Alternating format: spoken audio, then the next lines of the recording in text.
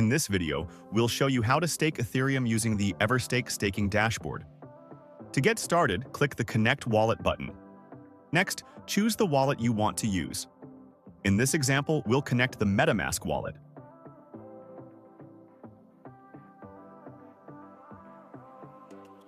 Once your wallet is connected, the dashboard will display your available Ethereum balance. Now enter the amount of Ethereum you would like to stake. Please note that the minimum staking amount is 0.1 Ethereum. You can also click Stake Max to automatically select the maximum available amount.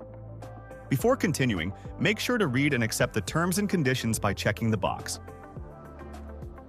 When everything is ready, click Stake Now. Then confirm the transaction in your wallet.